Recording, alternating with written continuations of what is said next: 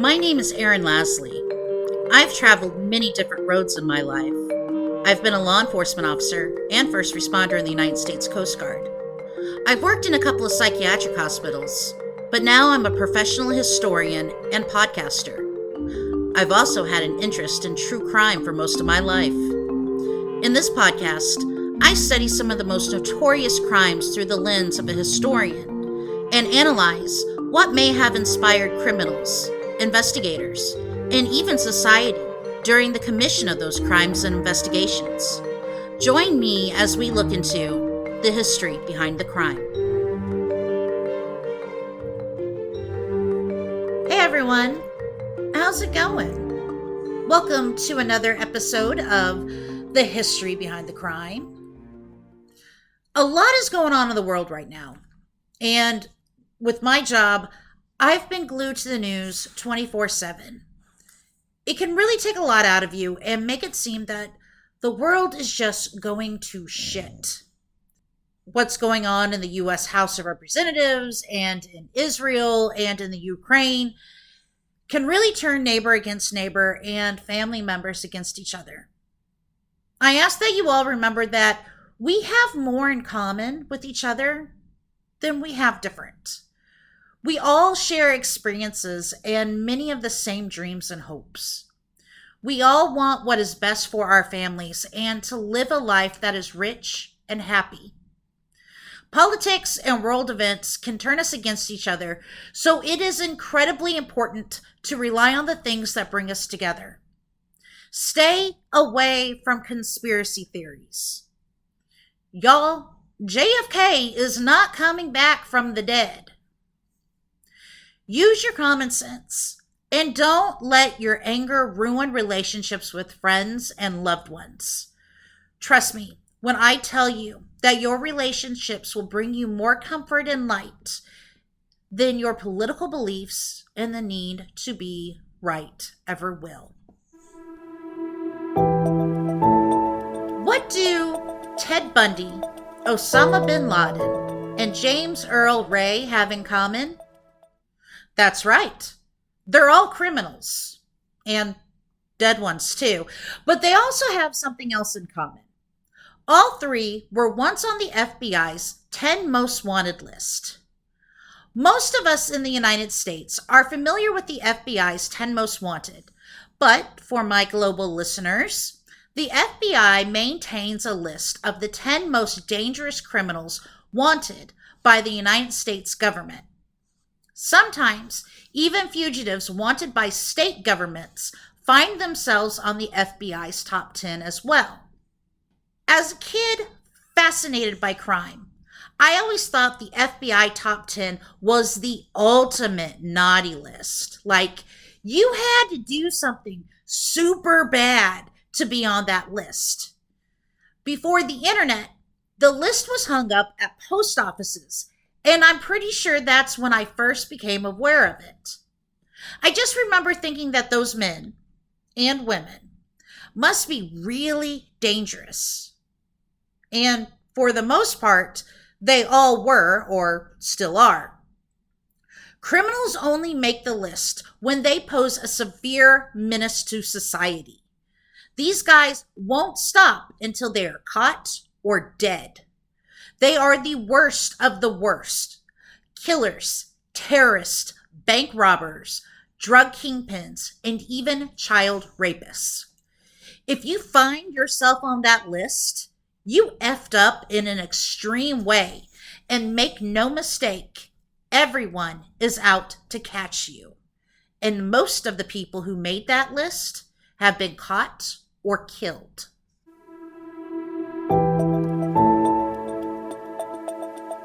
The FBI didn't always have the top 10 list. Before the top 10 most wanted, there was public enemy number 1. And it wasn't a list started by the FBI, but a phrase used by Frank J. Loesch, who founded the Chicago Crime Commission in 1919. Loesch spent most of his career battling crime and mobsters who began to take over the Chicago scene around that time. He hated that the public had a fascination with mobsters and crime. Not the kind of fascination that you and I have. We deplore crime and criminals.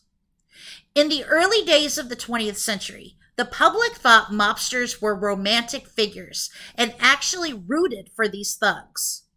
During Prohibition and then the Great Depression, many people painted these bank robbers and rum runners into heroes because they kind of were, at least for the little guy and for those people who profited from the crimes. I mean, the U.S. took our booze, and they sure as shit ain't helping us find a job, right? During the Hoover administration, at least. It was kind of a Robin Hood mentality going on at the time. But Loesch and others saw these romantic figures for what they were: violent, dangerous criminals. In 1930, during Al Capone's criminal reign, Loesch decided he was going to do something about the violence that had taken over the city. Loesch told the director of the Crime Commission to bring him a list of the most dangerous hoodlums and murderers in the Chicago area. From the list, Loesch chose 28 of the most dangerous men and put Capone and Capone's brother on the top of the list. He called them public enemies. He sent the list to the Chicago police chief, the Cook County sheriff, and made the list public. He told the public that these men were a dangerous menace to society. They weren't heroes, but they were killers. For those criminals who were trying to keep a low profile, it kind of put a target on their backs. For Capone, it brought bad publicity and started to turn the public against him. Capone was indicted on tax evasion charges in 1931 and spent the next 8 years in prison. J. Edgar Hoover, not one to pass up a good idea, had the FBI create its own public enemy list because gangsters were running amok in America's Midwest. By the way, during this time, the FBI wasn't the FBI, but simply the Bureau of Investigation. For the purposes of this podcast, we'll just call them the FBI to avoid any confusion. In the 1930s, the Great Depression made life tough for people. People lost their farms and homes. They couldn't find jobs, couldn't get enough to eat, and the Dust Bowl just plain sucked. It sucked so much that some people chose a life of crime, and many of them operated in the Midwest. Among these criminals were Babyface Nelson, Ma Barker and her family of thugs, Pretty Boy Floyd, Machine Gun Kelly, John Dillinger, and members of my own family. Yeah, I shit you not. My mom's grandfather robbed a grocery store in Arkansas, but it was my maternal grandmother who decided to marry Bonnie Parker's cousin. Yeah, Bonnie and Clyde, who also made public enemy #1 list. Interestingly enough, my grandmother's husband also liked to rob banks, just like his notorious cousin did. These gangsters hit banks from Texas to Chicago, East Coast to West Coast, and left a trail of bodies in their wake, and local authorities and the FBI were just trying to catch up. It seemed like everywhere these gangsters hit, there were plenty of people willing to hide them. Using Loesch's logic, the FBI made these gangsters public enemies and began to turn public opinion against them. These weren't heroes. They were murderers. Soon, public opinion did shift, and many of these gangsters were either apprehended or gunned down.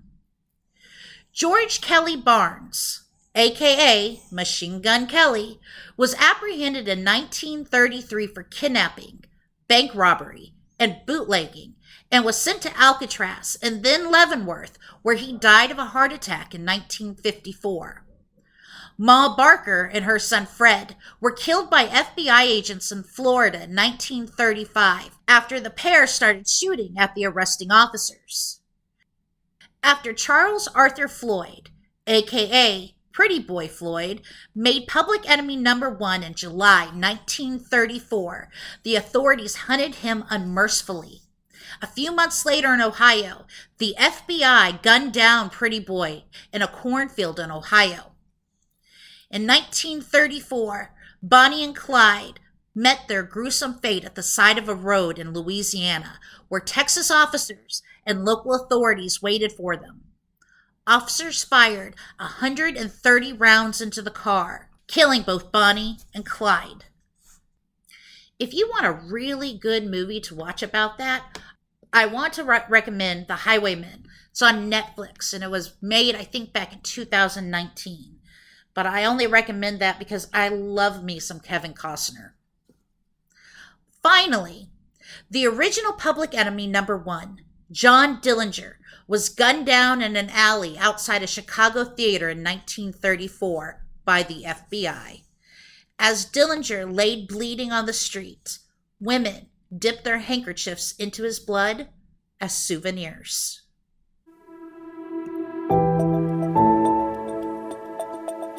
After the deaths of America's most notorious gangsters, things just kind of calmed down in the United States. Just kind of. The U.S. was too busy rebuilding itself, and then too busy with World War II to really glamorize crime that much.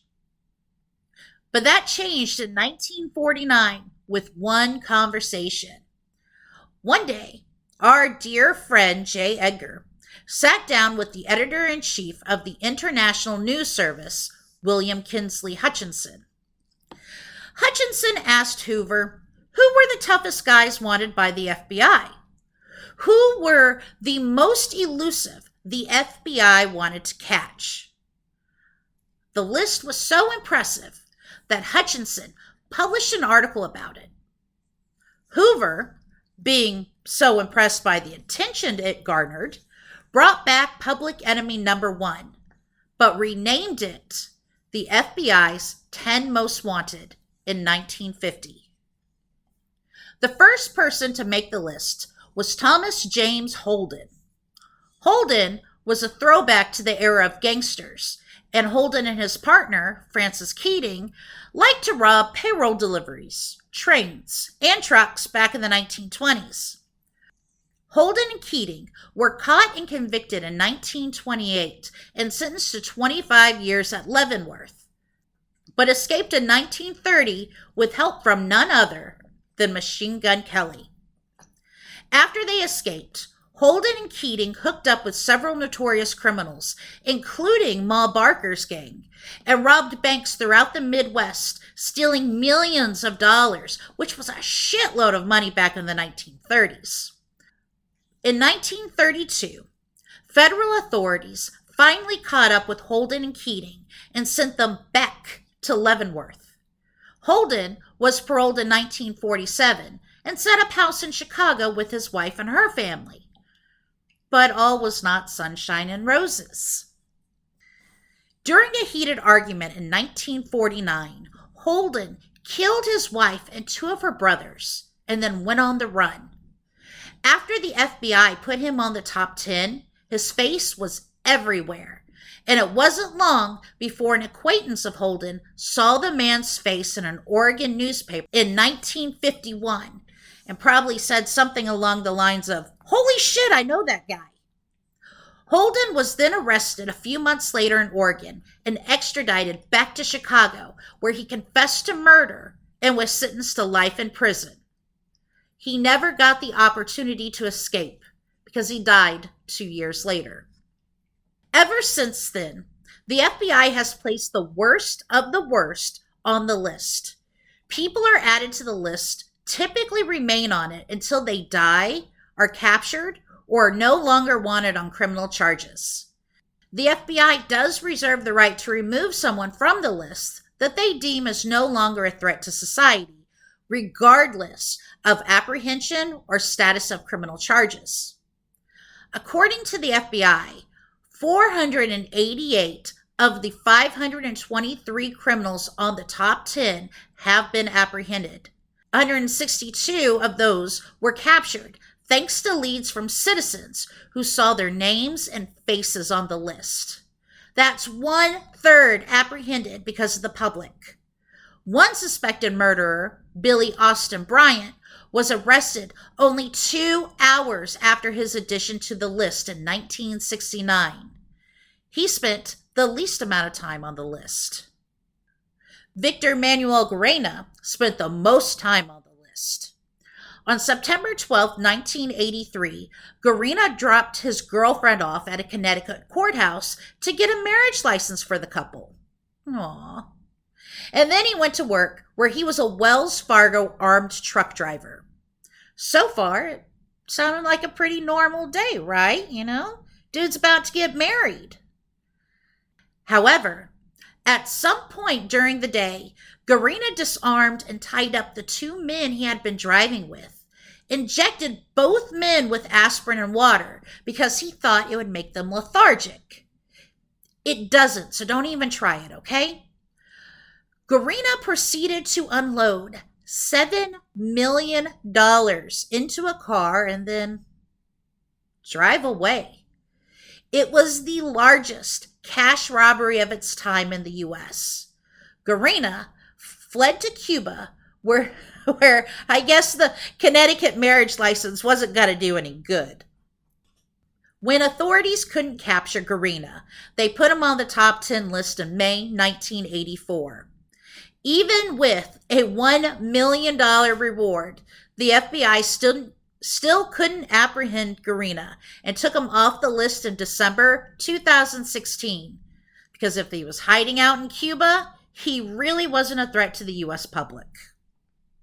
Ruth Eisman Shire was the first woman to make the list.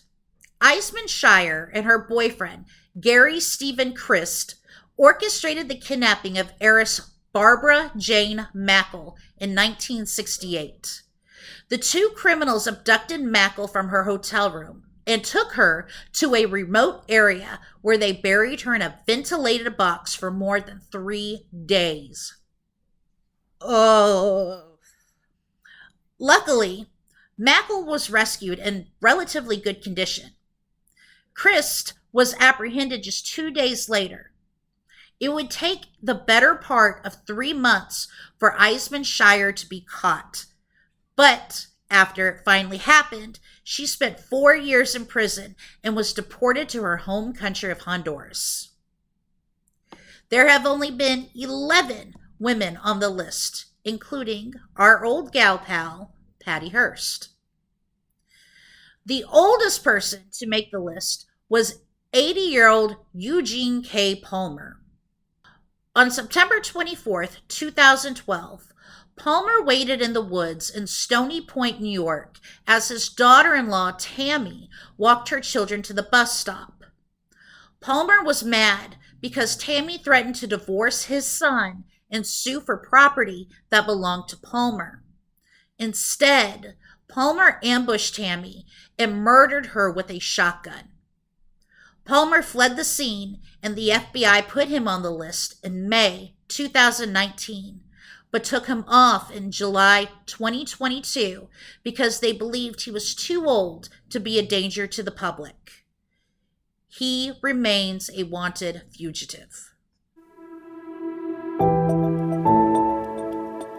Some of America's most notorious criminals have made the FBI's top 10. In 1993, terrorists bombed the World Trade Center in New York by blowing up a truck bomb in the parking garage. Though the bomb didn't cause the damage the terrorists hoped for, it did kill 6 people and injured over 1,000 more. Ramzi Youssef sent a letter to the New York Times claiming responsibility for the bombing, and he immediately landed on the FBI's top 10. During his period at large, Youssef masterminded what is now known as the Boji Ka plot, which included a plan to assassinate Pope John Paul II and attack 11 planes en route to the United States. Although detailed, the plan failed, and Youssef was later arrested in Pakistan in 1995 after one of his former associates ratted him out. He was extradited to the U.S., tried for his crimes, and sentenced to 2 life terms plus 240 years without parole. He now calls the ADX Supermax in Florence, Colorado, home. Of course, the most infamous terrorist to make the list was Osama bin Laden. Bin Laden made the list in 1999 after the terrorist bombing on U.S. embassies in Kenya and Tanzania. By the way, I just watched an episode of FBI True about the Kenya and Tanzania bombings. You got to check it out. After the 9/11 attacks, bin Laden became the most wanted man in the world, with the FBI placing a $25 million bounty on his head. Bin Laden managed to evade capture for more than a decade, but met his end in May 2011 when he was shot and killed by U.S. Navy SEALs in Abbottabad, Pakistan. Hoorah! Throughout the decades, multiple mobsters have made the list, but probably the most famous or infamous was James Whitey Bulger. Bulger was the leader of the Winter Hill Gang in the Winter Hill neighborhood of Somerville, Massachusetts, just outside of Boston. He had his hands in pretty much everything, including racketeering, money laundering, extortion, and even murder.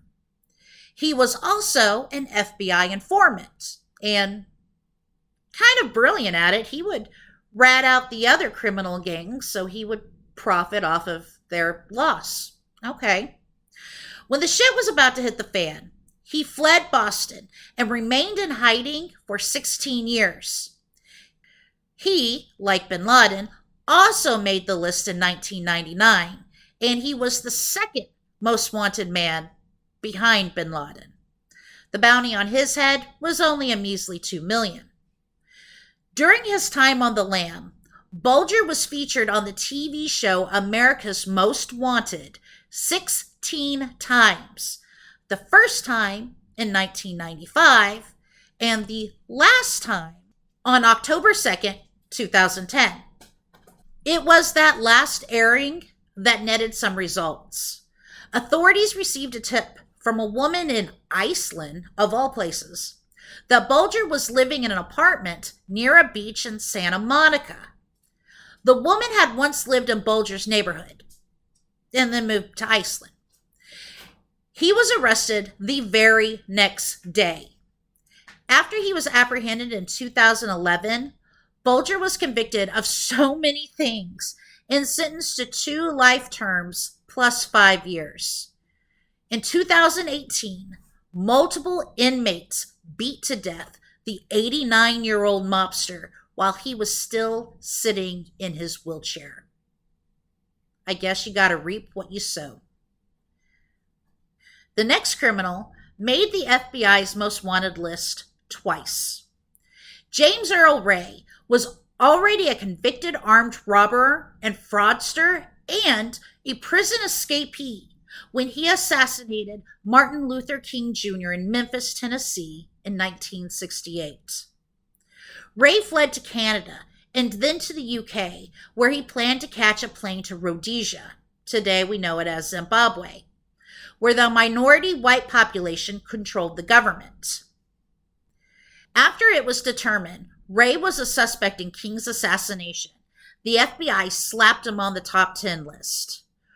Ray was apprehended in London and shipped back to the U.S. to face charges of murder. In March 1969, he was sentenced to 99 years. But his story doesn't end there. On June 10th, 1977, Ray and 6 other convicts managed to escape from a penitentiary in Tennessee. The FBI, once again, put Ray on the top 10 list, and he was recaptured on June 13th. He was given another year in prison for the escape, rounding up his sentence to a full century. He died in prison in 1998 at the age of 70.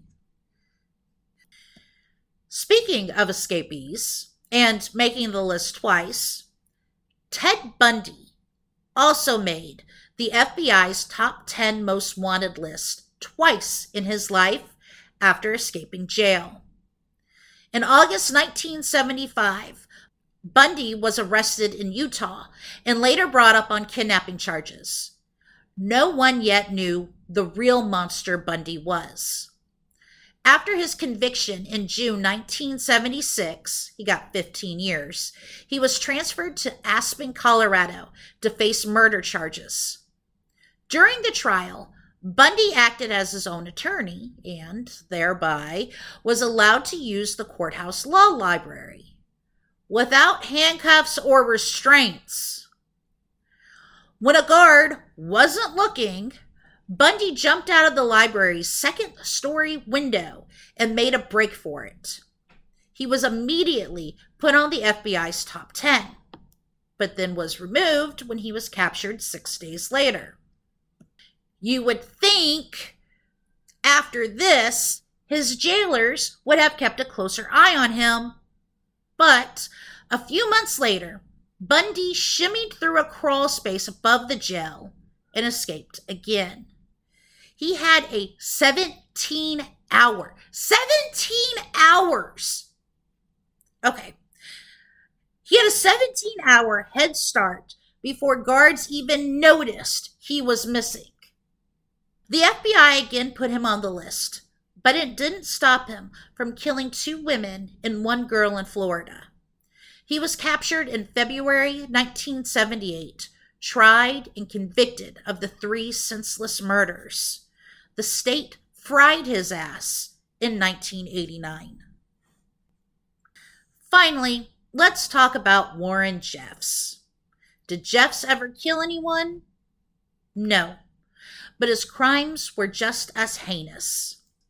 Jeffs was, and technically still is, the leader of the Fundamentalist Church of Jesus Christ of Latter-day Saints in Utah.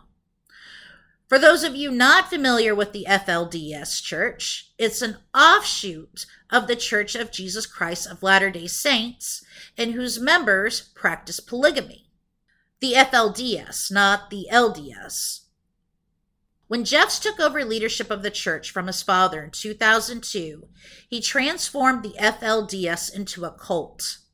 He married some of his father's own wives, made doomsday prophecies, took wives and children away from men and placed them with other men, expelled men and teen boys from the group, and forced young girls to marry older men.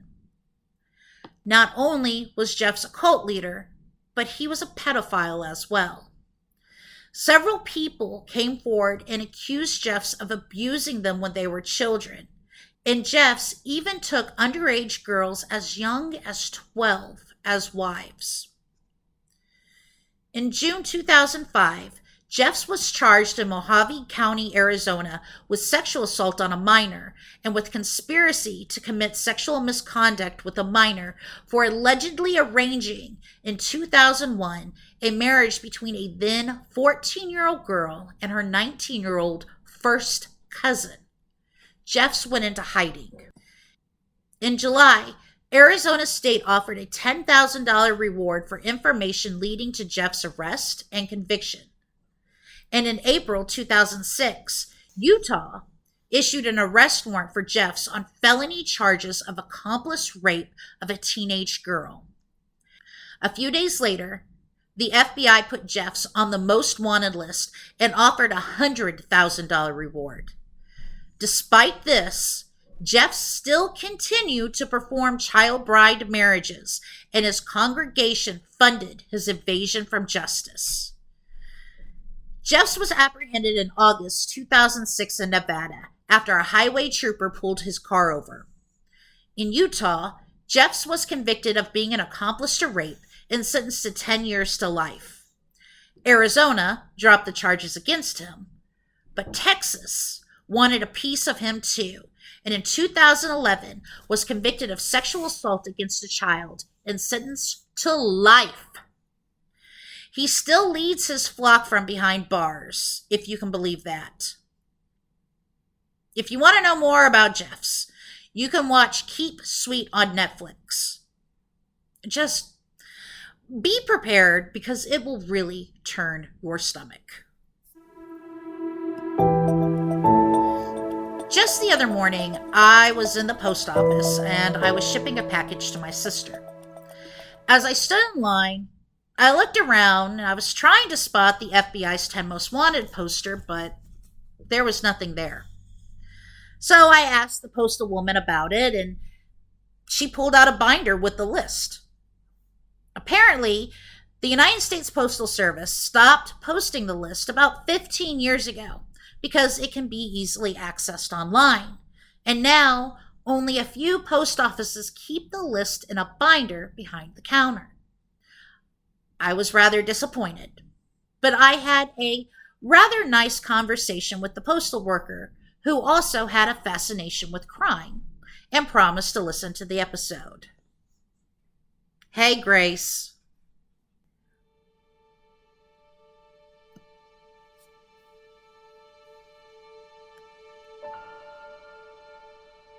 This week, I want to tell you about the murder of 6-year-old Rosie Tapia. Between the hours of 2 a.m. and 5:45 a.m. on August 13, 1995, 6-year-old Rosie was abducted from her home in Salt Lake City, Utah. Her body was found later that morning, floating in a surplus canal near her family's Heartland Apartments at 1616 Snow Queen Place. Rosie had been sexually assaulted before she was killed. The screen missing from the window of the bedroom that Rosie and her sister shared was a clear sign of a kidnapping, but many questions remain. One witness claimed to see a young man in wet clothing leaving the canal that morning. A man walking his dog in the area came across Rosie's body and reported it less than 5 hours after she was reported missing. The case has puzzled police since the beginning, resulting in no arrests or charges filed. Private investigators do believe that either a small group of friends, a gang, or even residents of the apartment complex at the time may have information vital in solving the case. Rosie's mother is still waiting for answers to what happened to her daughter. There is a $100,000 reward for information leading to the arrest and conviction of Rosie's killer. If you have any information about Rosie's murder or know someone who does, I beg you to come forward. You may not think the information you have is important, but it could break this case and lead to justice for Rosie. If you have any information, you can contact the Salt Lake City Police Department at 801-799-4636. If you feel uncomfortable going directly to the authorities, you can contact me at thehistorybehindthecrime@gmail.com or Instagram at thehistorybehindthecrime. Someone out there knows something. You may not, but you may know people in Utah who do. Share Rosie's story with them.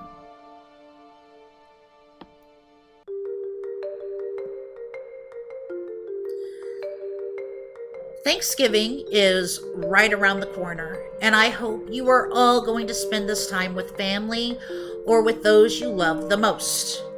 My Thanksgiving will be quiet this year, just me and the pups. Cue sad violin music. But I still love cooking a big meal, even if it's only for myself, which I will also share with the dogs. This year I have Cornish game hens, roasted Brussels sprouts, wild rice, and mashed potatoes. No matter who you spend your holiday with, I hope you all have a special, stress-free Thanksgiving and make lots of great memories. Watch the parade, watch some football, watch the dog show, and eat lots of great food. And yes, there is always room for dessert. If you find some downtime, shoot me an email or a message. I would love to hear from you all. Let me know what you're doing for the holidays this year, or send me tips of how to survive the holidays. I would love to hear your personal true crime stories, or give me ideas on some new true crime or history reads. With all that being said, y'all, I want you to do me a great big favor over this holiday season. Take care of yourselves, and take care of each other. Later, Gators.